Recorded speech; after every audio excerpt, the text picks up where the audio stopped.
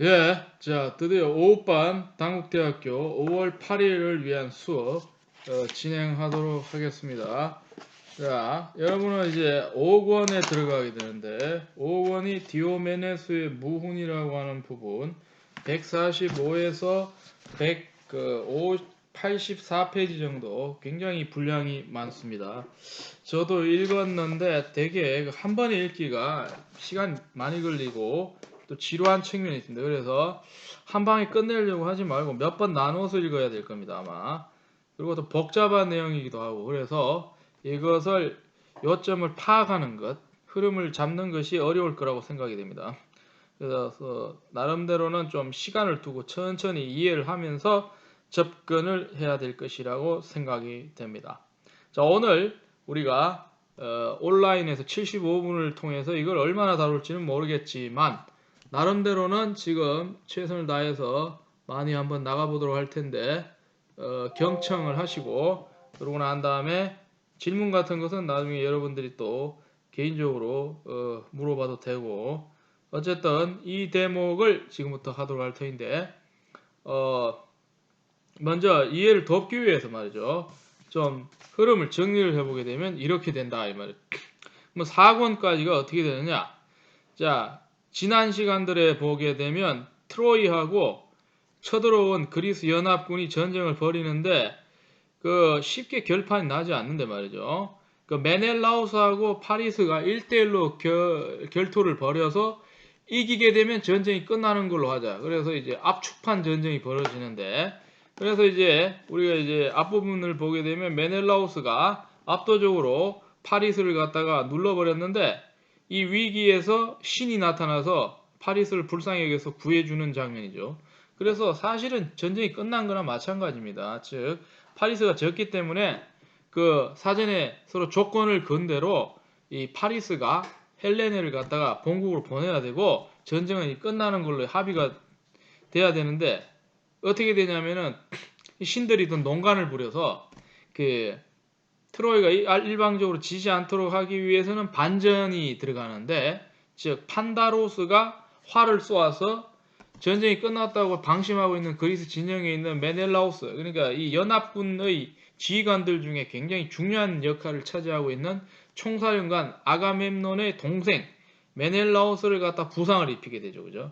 부상을 입히게 돼 갖고는 다시 전쟁이 또 벌어지는 그런 상황. 이걸 뭐라 그래요? 맹약의 위반이다. 약속 위반입니다. 여기까지 얘기가 이렇게 나오는 거거든요.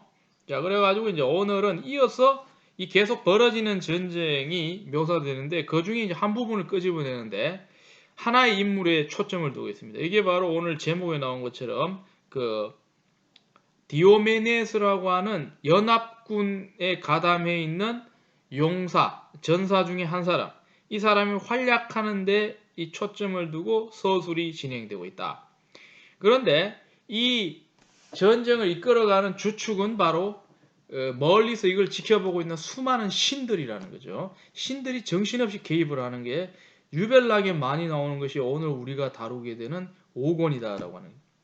그래서 전쟁은 사람이 벌이는데 뒤에서 제주 부리는 건 신들이라는 거죠. 신이 하나가 있는 게 여러 명이 있단 말입니다. 신들끼리도 의견이 달라서 전세가 어떻게 돼요? 신들 중에 입김이 센 사람이 유리하게 되면은 그가 지지하는 측이 유리해지고 이런 식으로 복잡하게 왔다 갔다 하면서 금방 끝날 것처럼 보이는 전쟁이 금방 끝나지 않게 된. 뭐 이런 식으로 해갖고 치밀한 신들의 개입이 보이는 게 이제 오늘 얘기가 됩니다. 그래서 오늘 이 얘기를 갖다가 이게 쉽게 정리하기 굉장히 힘듭니다. 40페이지나 되기 때문에 그러고 난 다음에 909행입니다. 909행이 되기 때문에 이걸 갖다가 요약하기 굉장히 힘든데 제가 좀 너무 자세하게 해버리면 또 이해도 안 되기 때문에 간단하게 몇 단계로 한번 설정을 해보면 이렇습니다. 이게 어떻게 되느냐 1에서 94행까지가 처음에 뭐가 나오냐면 디오메데스가 나오면서 그가 벌이는 몇 번의 전투가 나오겠다. 디오메데스는 그리스 연합군에 참전했던 용맹한 용사 중에 한 사람인데 그에게 맞서 싸우는 적 트로이에서 몇 명의 장군들이 나오는데 이 이제 첫 번째 나온 게 이제 두 명이 있죠. 금방 전쟁에서 디오메데스한테 이제 패전을 하게 되고 그러고 난 다음 이후에도 몇 번 다른 어떤 대결을 벌이는 사람들이 나오고 특히 87행 이후에 인상적으로 매우 용맹하고 무예가 뛰어난 디오메데스에 대한 묘사가 잘 되어 있어요. 이래갖고 이제 디오메데스가 어떤 정도의 능력이 있는지를 한번 스케치를 하고 난 다음에 95행부터 이제 317행까지가 좀 해프닝이 많이 벌어지는데요. 이런 일이 벌어집니다. 디오메데스를 저지하기 위해서 어떻게 이전에도 그랬던 것처럼 판다로스가 다시 개입을 하게 됩니다. 이게 활을 잘 쏘는 사람 아닙니까? 메넬라우스에게 부상을 입혔던 판다로스가 또 나타나가지고 이번에는 지금 맹활약하고 있는 적군 디오메데스를 향해서 쏘아버립니다. 쏘아버리니까 디오메데스 맞긴 맞아도 의외로 별로 부상해서 오래 뭐라 그럽니까 후유증에 시달리지 않고 금방 신이 개입해가지고 신의 도움으로 다시 회복해서 나와서 다시 싸우고 있는 그런 상황. 그러니까 이번에는 맞받아 쳐갖고 자기에게 부상을 입혔던 판다로스와 그의 동료 장군인 아이네이아스가 같이 덤비는데 둘 다 무찔러버려요. 판다로스는 죽여버리고 아이네이아스도 거의 죽일 뻔하는데 죽어야 되는 상황에서 아이네이아스의 어머니라고 하는 아프로디테라고 하는 여신이 나타나서 자기 아들을 후다닥 구해서 도망가는 장면까지가 이제 나옵니다. 그리고 이제 318행으로 가서 430행은 뭐냐면요. 이 디오메데스가 자식을 구하러 신인데도 불구하고 전쟁터에 뛰어들었던 아프로디테라고 하는 쉽게 말해서 아까 나온 반대측 적장인 아이네이아스의 어머니인 아프로디테를 갖다가 또 공격을 해서 신에게 팔에 부상을 입혀요. 근데 부상 입고 도망갑니다. 도망가고 자기 신들이 사는 동네 올림푸스로 돌아가서 자기 아버지인 제우스에게 이제 불평을 터뜨린 디오메데스라고 하는 놈이 굉장히 거만한 놈인데 심지어 나한테 대들어서 나를 이렇게 부상을 입힐 정도니까 쟤 좀 어떻게 해라 이렇게 이제 얘기하는 게 여기까지. 그러고 난 다음에 이제 431행에서도 끝까지 여러 개로 나눌 수 있는데 이건 그냥 끝까지 그냥 다 얘기를 뭉뚱그려서 하면 좀 복잡합니다. 이렇게 얘기를 돼. 이후의 이야기는 신들의 개입에 의해서 전황이 전쟁의 분위기라고 하는 게 일시적으로 이쪽 저쪽으로 유리하게 왔다 갔다 하는데 471행 이후에는 트로이가 지금 이 디오메데스한테 눌려갖고 지금 힘을 잃어버렸어. 사기가 꺾였는데 이걸 갖다가 사기 회복시킨다고 사로페돈이라는 사람이 나타나서 다시 그리스 연합군에게 맞서서 전쟁하라고 독려합니다. 이때 나타나는 게 헥토르가 나타나죠. 헥토르가 나타나면서 뭔가 이제 분위기가 바뀔 것 같은 느낌이 나는데 디오메데스가 멀리서부터 적이 오는데 이 헥토르가 나타나는 걸 봤는데 이 사람이 주목한 건 뭐냐면 사람이 나타나는 걸 본 게 아니라 뒤에서 자꾸 이 조장하고 힘을 주는 게 신이라는 그게 뭐야 아레스거든요. 아레스가 이제 띠들고 있으니까 겁을 먹어가지고 직접 대항을 하지 않아요. 그래서 전세가 어떻게 돼요? 그리스가 방어하는 측으로 이제 나가게 되는 그런 모습이 벌어지고 있다. 그런데 826행 이후에는 뭐가 나타나냐면은 아테네의 여신이 다시 디오메데스를 돕겠다고 용기를 줘서 디오메데스가 다시 전쟁에 적극적으로 나가게 되죠. 그죠? 그러고 난 다음에는 이제 아레스가 나타나는데 아레스마저도 아테네의 힘을 받아서 어떻게 됩니까? 디오메데스에서 부상을 당하고. 그러니까 아레스는 이것을 갖다가 아테네의 농간인 줄 알죠. 신들의 싸움인 거죠. 신들의. 그래서 제우스에게 이 신을 강력하게 비난해요. 얘가 개입해서 지금 전쟁이 엉뚱하게 흘러가고 있는데 이 아테네를 좀 붙잡으라고 제우스한테 얘기를 해요. 그러니까 신들끼리 또 협의를 해서 제우스와 그의 부인 헤라가 서로 얘기를 해서 전쟁이 어느 한쪽이 안 기울도록 또 중간에 어설프게 조절합니다. 그래서 중립적으로 조정되면서 여기 있는 5권의 얘기가 끝나는 그런 흐름입니다. 복잡합니다. 그래서 다시 얘기하지만 여러분들은 인내를 가지고 한 번 읽어서 이해 안 되면 한번 두 번 읽는데 한 번 읽으려면 양이 많아요. 그래서 한 15페이지 이상 넘어가면 한 번 읽히질 않아요. 그래서 두세 번 나눠서 읽으면서 흐름을 잡으려고 해야 된다. 여기까지 제가 흐름 얘기를 했고 이어지는 것은 이제 부분적으로 이거 쭉 다 보지는 못하고요. 필요한 데만 선택적으로 보면서 한번 이 흐름을 잡는 쪽으로 오늘 얘기를 끌고 가려고 하겠다. 그럼 처음에는 145페이지 앞부분 쭉 한번 읽어보겠습니다. 그러나 이때 팔라스 아테나가 튀데우스의 아들 디오메데스 금방 나오죠. 디오메데스가 오늘의 주인공이에요. 힘과 용기를 주어서 그가 모든 아르고스인들 중에서 가장 돋보이며 훌륭한 명성을 얻을 수 있게 해주었다. 항상 신화의 얘기의 서술은 그 동기부여나 역할부여 그런데 사태의 흐름을 갖다 주도하는 게 신들의 생각에서 나왔다는 게 늘 전제가 된다는 게 여기서도 보인다. 자, 여신은 그의 투구와 방패에서 지칠 줄 모르는 불꽃이 타오르게 했으니 그에게 전쟁을 할 수 있는 힘을 강하게 줬다는 말이죠. 그것은 오케아노스의 흐름에서 목욕을 하고 가장 찬란하게 떠오른 늦여름의 천랑성과도 같았다. 자, 그의 어떤 모습이 어떻게 디오메데스가 보여주는 이 느낌, 분위기, 모습이 오케아노스는 뭐 어떤 특별한 고유명사 이름인데 문맥을 보면 지명이라는 걸 알 수 있어. 오케아노스의 흐름이라고 하는 건 물이 흐르는 걸 말하니까 이게 강이나 시냇물을 얘기한단 말입니다. 빨리 이렇게 잡아내야지 뭐 이야기 흐르고 이런 얘기가 아닙니다. 흐름이라고 하는 거는 그리스어 원문을 시내나 개울이라고 번역하지 않고 직역을 해버렸기 때문에 굉장히 어색하죠. 그죠? 어떻게 그래 이야기 흐름에서 목욕을 하겠습니까? 그죠? 그러니까 강물이 흐르는 데서 목욕을 하는 거 아닙니까? 그래서 이게 이제 영어로 치면 스트림 같은 개념이 되는데 그래서 어디에서 목욕하는 그런 사람처럼 그러고 난 다음에 여름날의 천랑성처럼 이렇게 사람이 힘이 넘치는 천랑성이라고 하는 거는 그 별자리 이름을 우리나라 말로 이렇게 바꾸어서 말하는데 보통 시리우스자리라고 합니다. 별자리 중에 시리우스가 있는데 이게 뭐냐면 큰 개자리다. 큰 개자리가 7개인데 그 중에 가장 핵심이 되는 별자리가 천랑성이라고 한다. 천랑성. 꼭 그러한 불꽃이 그의 머리와 어깨에서 타오르게 하며 여신은 전사들이 가장 많이 밀집한 싸움터 한가운데로 그를 내보냈다. 자, 그러고 난 다음에 누가 맞서느냐 이제 이게 나오죠. 그죠? 그러니까 트로이 중에서도 부유하고 나무랄 데 없는 다레스라는 사람이 있었는데 이 사람에게 두 아들이 있다는 얘기예요. 그 두 아들이 지금 맞서 싸우도록 보내졌다. 근데 전투에 관해서는 둘 다 무소부지였다.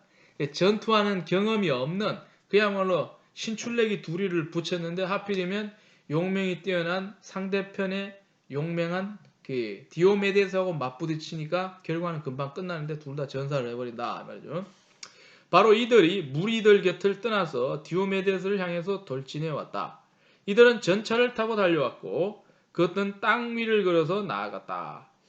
자, 여기서 그죠 하나 좀 알아볼게. 늘 궁금한 게 전차가 과연 우리가 인류 역사에서 언제부터 쓰이게 됐느냐. 이거 뭐 정확히 짚어서는 알 수가 없는데 우리가 이제 이런 걸 좀 알려 그러면은 뭘 좀 봐야 되는데 그죠. 그래서 최근에 나온 연구가 좀 있어서 소개를 해드릴 테니까 이걸 한번 찾아보시면 좋습니다. 자, 여기 적어놨는데 잘 보세요. 우리가 보통 이제 그 학문적으로 꼬박꼬박 때만 되면 1년에 몇 번씩, 한 번씩, 두 번, 세 번 나오는 학술지를 뭐라 그러냐면요.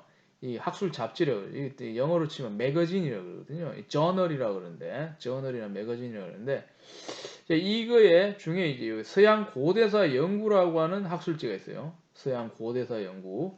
자, 이 학술지가 이렇게 생겼어요. 바로 이걸 얘기하는데, 한자로 이렇게 생겨요. 서양 고대사 연구라고 하는 학술지가 있는데, 2년 전 2018년 8월호에 여기 보면 52집이라고 나오는데 여기 보면은 이 사람 이름 저자 이름이 나오는데 여기 송문현 교수가 집필하신 이 논문이 있는데 여기에 전차가 언제 어떻게 되는지 이게 언급이 있습니다. 그래서 제가 소개를 하는데 제목이 이렇게 나오죠. 선그리스인과 그리스인.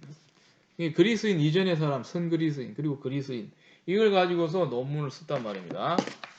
다시 정리하면 이렇게 돼 있어요. 그래서 여기 77에서 109페이지를 106페이지를 보면은 여기 40페이지 넘는 논문을 쓰고 있단 말이죠. 그죠? 여기 보면 전차에 대한 소개가 나오는데 되게 재밌어요. 특히 여기서 어디에 나오느냐? 말을 갖다가 수레를 끌도록 동원시킨 건 인류 역사에서 아주 오래됐답니다. 그런데 우리가 정확히 모르는 게 그 수레를 끄는 말이 전쟁이 언제부터 써먹혔는지 그건 잘 모르겠다는 거예요. 그건 어려워요. 그걸 찾아내기. 그래서 요게 이제 좀 얘기가 나오는데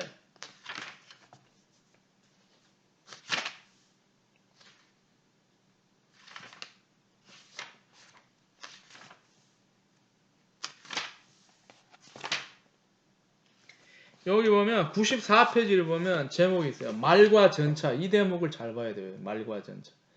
궁금한 사람은 이거를 온라인으로 아마 확인할 수 있을 거예요. 온라인은. 근데 대학 도서관이라고 해서 이거를 종이로 갖고 있으라는 법은 없으니까 온라인이 찾기 쉽습니다. 궁금한 사람 찾아보는데 이건 말과 전차라고 하는 부분이 있는데 여기 있는 걸 제가 한번 읽어줄 테니까 잘 보시기 바랍니다. 자, 말과 인도 유럽인들의 확대사의 관계에 대해서는 누구누구 김부타스라는 사람의 연구가 있는데, 자, 여기 보면 김부타스라고 하는 학자는 원 인도 유럽인들이 1차적으로 말 때문에 서쪽, 남쪽, 동쪽으로 확대되었으며 말의 가축화야말로 말을 갖다가 가축한다는 건 뭐냐면 집에서 기른다는 얘기거든요. 그러니까 내버려 두는 게 아니라 잡아서 기르는 거죠. 기동성, 그리고 한다 부, 사회에서 남성의 중요성의 증가로 이끌어졌음이 분명하다는 거죠. 자, 그래서 한편 전체와 인도 유럽어인 혹은 원 인도 유럽어인과의 전체 관련성에 대해서는 또 어떤 연구가 있는데라고 하면서 이제 말이 어떻게 이제 그 뭐라 그럴까요? 들어왔는지를 얘기를 하고 있는데 그 가장 먼저 가축으로 써먹었던 사람들은 인도 유럽계 쿠르간 문화의 주인공들이다 이렇게 얘기했는데 여기가 어디냐 그러면 유럽이 아니고 지금을 치면 흑해 지역, 흑해 지역에서 이 아시아 쪽 사람들이죠. 우리 치면 막 카자흐스탄이나 뭐 그쪽쯤 될 겁니다 아마. 거기 있던 사람들이 먼저 가축화했을 거라고 김부타스가 주장을 했다라고 하는 거죠, 그죠? 자, 그래서 계속 이어지는 말들이 재밌는데 그들은 말이 가진 잠재력을 이용해서 여러 지역에 진출하여서 그 문화와 언어를 전파했다. 발굴을 통해서 쿠르간인들의 말을 숭배하는 버릇, 그리고 무덤의 말을 부장하는 풍습, 그리고 기마술을 익혔을 것으로 추측을 할 수가 있다. 그들은 짐을 싣거나 수레를 끌고 그리고 신속히 이동하는 수단으로서 말을 사용했다는 거예요. 왜 써먹기 참 좋다는 거죠. 이것이 후에 유럽이나 아나톨리아 사람들에 대해서 먼저 사용됐을 수가 있다라고 하는 거죠. 그러고 난 다음에 말이 언제부터 전쟁 무기로 사용되는지에 대해서는 정확한 정보가 없다. 95페이지에 나오네요. 알 수가 없어요. 근데 제일 먼저 잘 써먹었던 사람들이 고대 근동의 후리아인들, 나중에 히타이트인들이 그죠? 철기를 처음으로 전쟁에 도입했던 애들이죠, 그죠? 기원전 1500년, 1600년대 얘들이 많이 써먹. 그걸 아시리아 그대로 업그레이드를 시키게 되고 이집트 쪽에서는 힉소스인들이 그죠? 쳐들어갈 때 이제 기마민족으로서 막강한 그 전투력을 보여줬는데 뭐 전차가 나와서니까 한번 지금 이 트로이 전쟁은 기원전 1200년이니까 이 전쟁 이전에 이미 전차로 써먹혔다라고 우리가 추측을 할 수가 있단 말입니다. 어쨌든 이 전차를 타고 왔단 말입니다. 지금 디오메데스하고 같이 싸우기 위한 사람들이 전차를 타고 와가지고는 전쟁을 벌이다가 이 전쟁 경험이 없어가지고 뒤에는 읽지는 않겠습니다. 뭐 뻔한 얘기인데 이 용맹무상한 이 디오메데스한테 지고 이 목숨을 잃고 말았다 하는 그런 얘기가 된다 이 말이에요.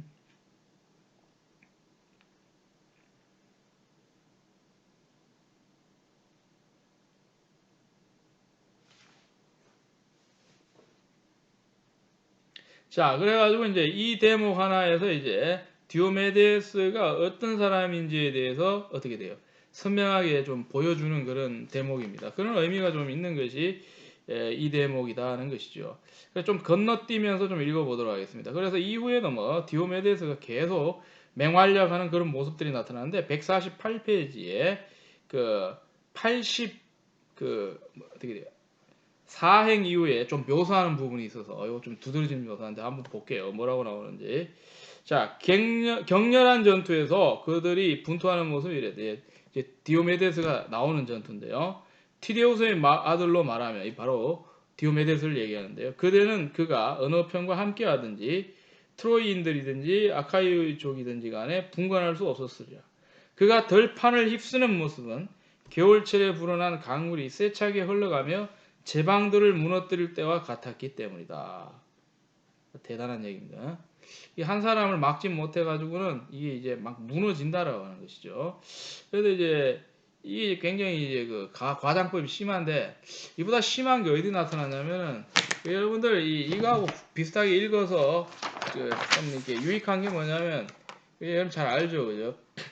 예전에 많이 읽었는데 요새는 좀 강조를 안 하는데 이거 나관중이 쓴 삼국지 있죠, 그죠? 이게 아주 그냥 인생을 이해하는 굉장히 의미가 있어요. 삼국지 있잖아, 삼국지.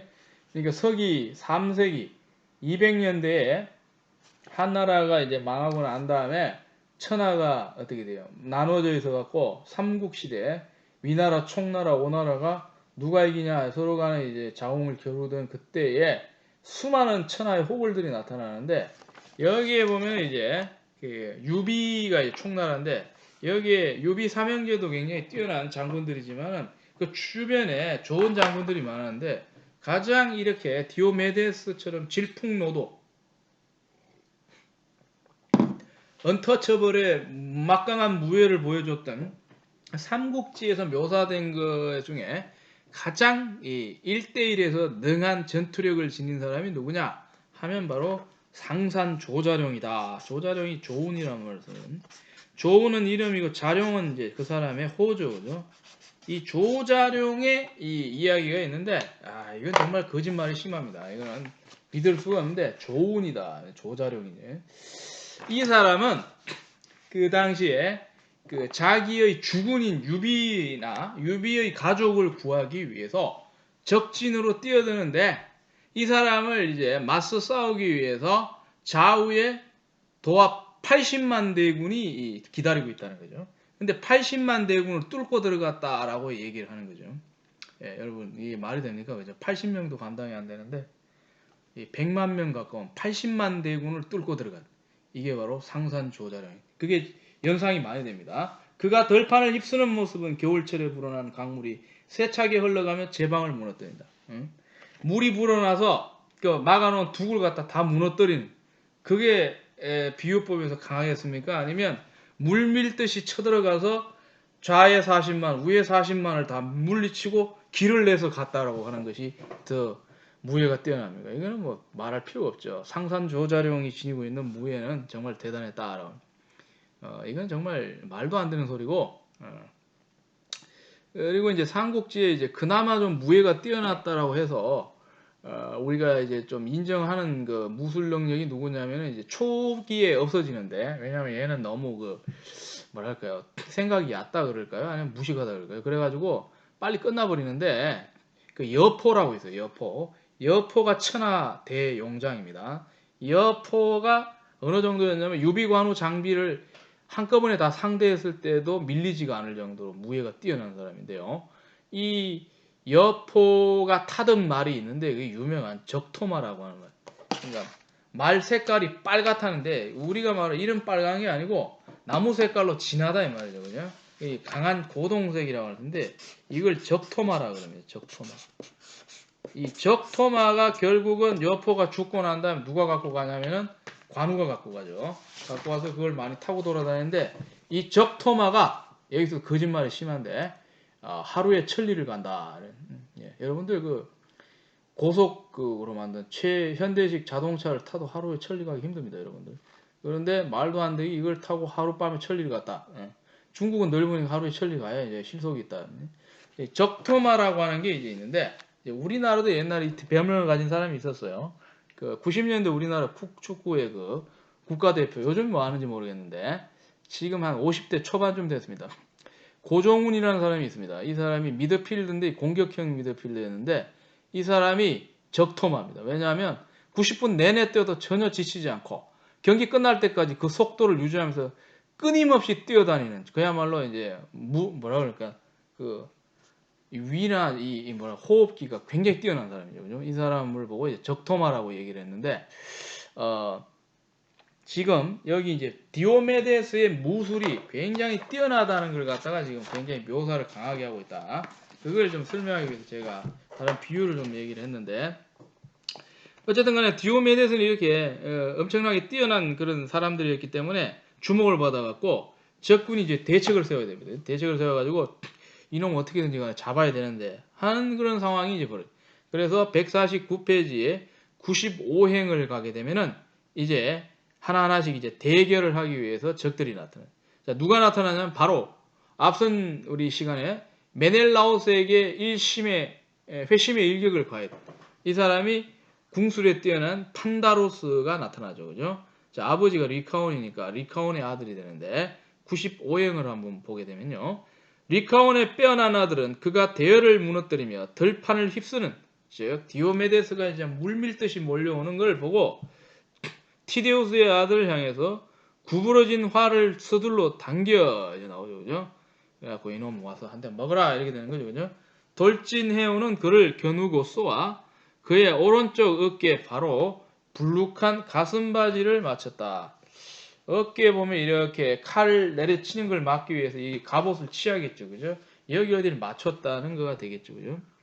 여기 맞아서 죽지는 않으니까, 그죠? 어쨌든 간에 이제 어떻게 되느냐 봐야 되겠다 하면 날카로운 화살이 그것을 곧장 뚫고 들어가자 이제 피는 나는 거고 리카온의 빼어난 아들이 그를 향해 크게 소리쳤다.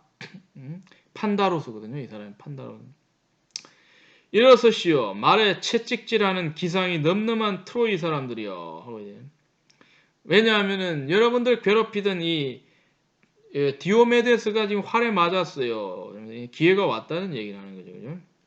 제우스의 아들 아폴론 왕께서 나를 리키아에서 이리로 보내신 것이 사실인데 그는 필시 강한 화살을 오래 견디지 못할 것이에요. 보세요. 왜 못 견디냐면 신을 들먹이고 있단 말입니다. 신이 다 뒤에서 도와서 쏴서 맞았기 때문에 이제 얘가 언젠간 죽어버리니까 우리가 이제 맞서 싸우면 된다. 이때까지는 디오메데스가 너무 휘젓고 다니는 바람에 우리 힘을 과시를 못했는데 이제는 이제 그걸 해야 된다. 우리가 맞서 싸울 수가 있다. 이 얘기를 하고 있다 이 말이에요. 이렇게 그는 뽐내면서 말을 했는데 근데 이게 일이 나오죠. 106형이 그대로 나오는데 그러나 날랜 화살도 디오메데스를 쓰러뜨리지는 못했다. 그죠? 왜냐하면 이제 맞고 말았을 뿐이다는 거죠. 그는 뒤로 물러나서 카파네우스의 아들 스테넬로스에게 말을 했다는 거죠. 자, 어서 전차에서 내려가 내 어깨에서 날카로운 화살을 뽑아주게나. 이제 부상을 입은 사람이 활을 뽑을 정도 힘은 없습니다. 그러니까 남이 뽑아줘야 돼. 활을 왜 뽑을까요, 여러분? 여러 가지 이유가 있는데 뽑아서 더 이상 여기 활에는 독이 들어있기 때문에 독이 더 퍼지기 전에 침투를 막기 위해서는 뽑아야 됩니다. 이제 뽑아다는 거죠. 뽑아서 상태를 보고 다시 뭐 전쟁을 하겠든지 말든지 뭐 어떻게 그 얘기가 되는 거죠. 이렇게 말하자 스테넬로스가 전차에서 뛰어내리죠, 그죠? 그러고 난 다음에 뽑아버리네. 그러니까 피가 또 나오죠, 그죠? 그러고 난 다음에 디오메데에서 이제 기도를 합니다. 아이기스를 가진 제우스에 지칠 줄 모르는 따님이여, 내 기도를 들어주소서.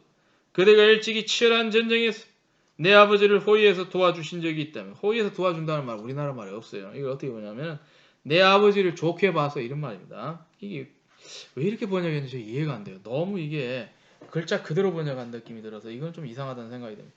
자, 지금 내게도 친절을 베푸소서. 그럼 뭐냐면 나를 부상 좀 안 당하게 해달라 이 말이에요. 나를 몰래 쏘아놓고 내가 찬란한 햇빛을 볼 날도 많지 않다고 뽐내는 저자를 내 창이 닿는 곳으로 들어오게 내가 그를 죽이게 하소서 하면서 전의를 다지는 그런 기도를 하고 있어요. 그러니까 어떻게 돼요? 이 기도를 들었던 아테나가 이제 한마디 하는 거죠. 예. 자, 이제 용기를 내어서 트로인들과 싸워라. 그대 가슴 속에 그대 아버지가 지녔던 불굴의 용기를 방패를 휘두르며 전차를 타고 싸우던 티데우스가 지녔던 그러한 용기를 불어넣어노라. 이러면서요. 그대의 눈을 덮고 있던 안개를 걷었으니 그대는 신과 인간을 잘 분간할 수 있으리라. 그러니 만약 어떤 신이 그대를 시험하고자 이리로 오거든 그대는 다른 불사신들과는 맞서 싸우지 말고 다만 제우스의 딸 아프로디테가 싸움에 뛰어들거든 날카로운 창으로 그녀를 찔러주도록 하라. 이게 이제 복선이 되는데 뒤에 가면요 아프로디테가 마지못해서 전쟁에 뛰어들 자기 자식을 구해요. 그때 찌르게 되는 이유가 바로 여기서 어떻게 돼요? 아타네가 그 얘기를 했단 말이에요. 이 모든 게 움직이게 하는 게 전부 신이라는 거죠. 그죠? 독특한 구조다. 그러고 난 다음에 이제 어떻게 됩니까? 이 디오메데스가 다시 전쟁으로 나오는 거예요. 그게 어디 있냐면 143행에 나옵니다. 디오메데스는 트로이아인 속으로 뛰어들었다. 다시 이제 아테나의 도움을 받아서 부상 회복하고는 어떻게 돼요? 뛰어들어서 전쟁을 해갖고 자기한테 대드는 애들을 이제 맞서 싸워서 몇 명 해치우는 게 이어지는 데 나오거든요. 예. 자, 그러고 난 다음에 그때 나오는 건 너무 군두더기 설명이니까 좀 건너뛰어 가지고 166행부터 다시 한번 보겠습니다. 디오메데스가 전사의 대열을 마구 짓밟는 것을 보자 아이네이아스는 창이 빗발치는 싸움터를 따라 신과 같은 판다로스가 어디 있나 찾아다니. 얘들은 이제 둘 다 트로이 쪽에 이제 쉽게 말해 싸우는 사람들인데 이 두 사람이 동료거든요. 그래서 둘이 합쳐서 뭡니까? 같이 대항을 하는데 누구한테? 지금 그리스에서 팡팡팡 나르고 있는 저 세력을 꺾어야 된다고 여겨지는 바로 디오메데스한테 같이 대들기 위해서 판다로스를 찾아가요.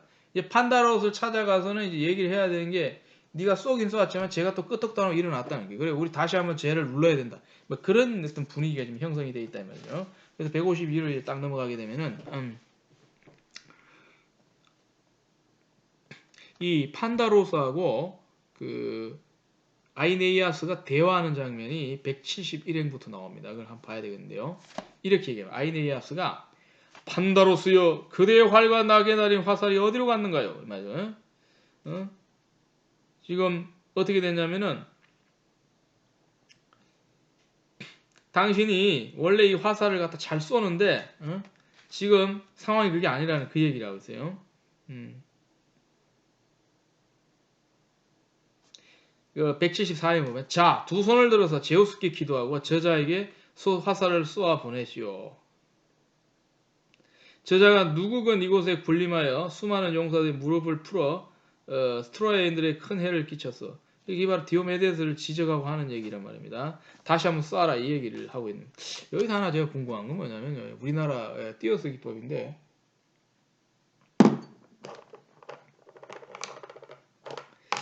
이게 제가 지금 기억이 가물가물한데 여러분도 한번 찾아보세요. 이게 문법적으로 맞는 얘기인지. 저자라고 해갖고 저 사람 이 말 아닙니까? 저자. 근데 왜 저하고 자를 띄어쓰기를 안 하는지 여러분 한번 찾아보세요. 제가 봤을 때는 이 저자가 띄어쓰기 되는 게 좋은 게, 자 보세요. 저는 물론 저자 자체가 명사가 될 수가 있어요. 늘 쓰는 말이니까. 그게 아니라면은 하나는 형용사란 말입니다. 뒤에서 꾸며주는 거. 자는 수식을 받는 명사란 말입니다. 그러면 저자가 돼야 되는데 이게 저자라고 해갖고 왜 결합이 되는지 잘 모르겠다. 저자라고 하는 게 여러 가지 다른 뜻이 있어요. 저자가 제일 먼저 나오는 게 글 쓰는 사람을 저자라 그러고 옛날 한국말 중에 저자라고 하는 것은 시장을 말해요. 사람들 많이 다니는데 저작글이라고 그러는데 이거하고 안 헷갈리려면 띄어쓰기를 해야 되는데 왜 이렇게 붙여놨는지 이해가 안 됩니다. 이게. 어쨌든 제가 지금 우리나라의 이 어법을 모르고 있을 수도 있으니까 한번 찾아보시기 바라고. 그러니까 이제 자기도 안다는 거죠. 이 판다로스도 대답을 하는데 이렇게 얘기를 합니다. 아이네이아스여 청동 갑옷을 입은 트로이아인들의 좋은 자여 그는 모든 점에서 티데우스의 현명한 아들을 닮아서 뭐 어떠저떠 얘기를 하는데 이걸 다 볼 필요는 없고 이 188행을 보면 이렇게 고백을 하고 있어요. 나는 이미 그에게 화살을 날려보내 불룩한 가슴바지를 뚫고 그의 오른쪽 어깨를 맞췄기에 그를 하데스에게 보낸 줄로만 알았는데 자 이게 무슨 말이냐면요. 화살을 맞춰가지고 이 정도면 죽었다고 생각했다 이 말입니다. 하데스에게 보낸다는 거는 저성세계를 지키는 신이 하데스거든요. 이미 죽어서 저성세계 염라대왕한테 간 줄 알았는데 제가 멀쩡하게 지금 살아있다는 거죠. 자기도 황당하다 이 얘기입니다. 결국 그를 쓰러뜨리지 못했으니 말이요. 어떤 신의 노여움을 싼 것이 분명하다는 거죠. 그러니까 얘가 지금 살아 돌아다니는 거는 우리가 지금 저주가를 받았기 때문에 부정탔다 이 말입니다. 나에겐 지금 말들과 타고 갈 전차가 없다는 거죠. 지금 뭔가 대책을 마련해야 되는데 나도 상태가 지금 뜻대로 안 된다 하면서 이런저런 얘기를 하고 있단 말이죠. 그러고 난 다음에 이제 점점 이제 부정적인 얘기를 하는데 자신이 없어요. 그래서 205행부터 이렇게 나오고 있단 말입니다. 그러나 내게 활은 아무런 도움이 되지 못할 모양이요. 자기가 뭘 생각하냐면 이게 눈에 보이는 디오메데스가 잘하는 그게 아니라 신들끼리의 합의에 의해서 지금 스토리가 돌아가고 있기 때문에 자기 느낌으로는 우리가 설쳐봤죠. 별 볼 일이 없는 것 같은 느낌이 든다. 이런 얘기를 하고 있다 이 말입니다. 나는 벌써 티데우스의 아들과 아트레우스의 아들 맞죠? 두 번 다 쏘았단 말이에요. 둘 다 죽지를 않았다는 거죠. 황당한 거죠. 그죠? 두 장수를 쏘아 맞죠. 분명 모두 피를 흘리게 했건만 오히려 이들을 더욱더 분기시킨 결과가 분기. 예, 분이라고 하는 거, 기라고 하는 거. 이 요즘 안 쓰는 한국말인데 이거는 우리가 써먹을 수 있는 좋은 어법입니다. 그래서 분기라고 하는 거는 이게 분기다 이 말이에요. 분기. 분노해서 일어 쓰는 거죠. 분기. 이게 예전에 우리 사자성어 중에 분기탱천이란 말이 있어요. 분기탱천. 이게 언제 일어나냐면요. 의로운 것을 전제로 했을 때 불의한 것을 봤을 때 분노하는 거. 이게 뭐야? 의분. 의분이 일어나서 견디지는 거. 흔히 있는 게 뭡니까? 우리가 길 가는데 뒷골목에서 요새도 그런 일 많이 있습니다만 뭐 아무도 없다고 생각하고 뭐 남자 몇 명이 여자 한 명 붙잡고 뭐 이래 뭐라 그럽니까? 돈을 뺏는다든지 위협을 한다든지 약자를 괴롭히는 걸 보면 우리의 보통 사람의 정서에서는 저걸 보고 그게 섰죠. 의분이 잘못됐는데 하고 이제 개입을 하는 거죠. 그래갖고 맞서 싸운다든지 그때 뭐가 일어난다 그래? 의분. 바로 그런 거거든요. 나라를 잃었어요. 3.1절에 3.1운동을 했어요. 그래갖고는 분기탱천하게 일어난. 그래서 이걸 갖다 분기라고 그러거든요. 분기. 이 분기라고 하는 게 여러 가지 뜻이 있는데 이걸 써먹을 줄 알아야 됩니다, 여러분들. 그래서 분기시킨 결과가 됐다는 것은 정말 한국말을 잘하는 그런 사람이 그리스어를 갖다 어떻게 갖고 왔는지 제가 봐야겠지만 정말 잘 그 한국말을 활용하는 뛰어난 번역이다. 이렇게 얘기를 할 수가 있다 이 말입니다. 분기시켰다. 이 분기시킨 얘기 이제 여러 번 했어요. 뭐 여러분 알다시피 황산벌의 그 뭐예요? 5천 결사대한테 수많은 병력을 갖고 갔던 이 뭐예요? 신라 병력들이 압도적으로 수가 유리한데도 자꾸 진단 말이에요. 그래 갖고는 분기를 유도한 게 그 흉악한 작전, 김유신의 작전 뭡니까? 김유신이 안 짰을 수도 있어요. 왜냐하면 김유신이 그런 작전 짤 그런 군번은 아니고 그 밑에 이제 장군들이 짰는데 화랑들을 갖다가 어떻게 돼요? 젊은 애들 죽임으로써 사기를 잃었던 정규병력, 나이 먹은 어른 병력들이 부끄러워해서 의분이 일어나는 아주 기가 막힌 심리적인 현상을 이용해서 전쟁하게 만드는 거. 이 황산벌 작전 아닙니까? 바로 분기시켰다. 즉 적을 꺾어버리기 위해서 활을 쐈는데 이 메넬라우스하고 디오메데스는 어떻게 맞고 난 다음 더 분기에서 일어나서 설치고 앉았다는 거예요. 그러니까 기가 꺾이는데 중요한 것은 이 활을 쏜 판다로스 입장에서는 이게 신들의 농간이다라고 판단하는 거예요. 이건 일리가 있는 생각이죠. 그죠? 네. 자, 그래서 이어서 보겠습니다. 209행을 보면 그러니 나는 고귀한 헥토로에게 호의를 보이고자 사랑스러운 일리오스로 트로이아인들을 이끌고 오던 그날 즉 그리스 연합군에게 침공당하는 트로이를 구하기 위해서 지원병력으로 어디서 왔다. 이리키아라고 하는 외지에서 이리로 들어왔단 말입니다. 구부러진 활을 불운의 시간에 활거리에서 내렸나 봐요. 그때 조심이 안 좋은 게 있었다 이 말입니다. 그죠? 뭐 그런 얘기들을 이제 쭉 하고 있는 거지 불길한 예감을 얘기를 하고 있다 이 말입니다. 그러니까 INS가 듣고 있다가 이제 대답을 하는데 그렇게 생각하지 말라고 하는 얘기죠. 153페이지 마지막에 보면 이렇게 나오는데 그런 말씀 마시오. 우리 둘이서 말들과 전차를 몰고 가 저자가 아닙니다. 저자에게 마서 무구들을 시험해보기 전에는 사태가 달라지지 않을 것이요. 그러나 내 전차에 오르시오 하면서 싸우자고 자꾸 이제 그걸 얘기를 합니다. 마음을 갖다가 이제 바꾸라고 얘기를 한다는 그런 얘기가 됩니다.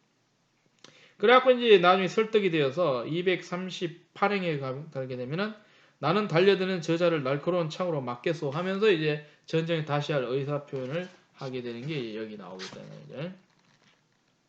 그래갖고 둘이서 같이 가서 누굴 만나냐면 저기 아까 죽이려고 했는데 안 죽어서 지금 설치고 있는 디오메데스를 만나서 이제 2대1로 싸우는 장면이 나오는데 자 240 그 행을 한번 보겠습니다. 티디오스의 아들을 향해서 사나운 기세로 날랜 말들을 몰았다. 그러자 카파네우스의 빼어난 아들 스테넬로스가 그들을 보고 즉시 티디오스의 아들을 향해 물 흐르듯이 거침없이 말했다. 그죠?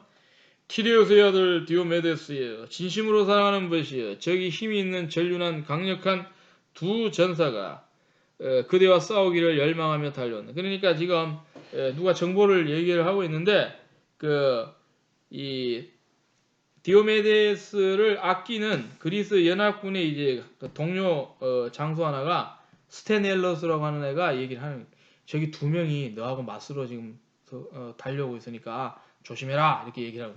자, 그 여기서 이제 표현 하나만 정리하고만 전륜이라고 하는 표현이 있어요. 전륜이라고 하는 표현이 있는데 요거 시간이 됐네요. 이어지는 설명에서 하도록 하겠습니다. 여기까지 영상 하나 만들었습니다.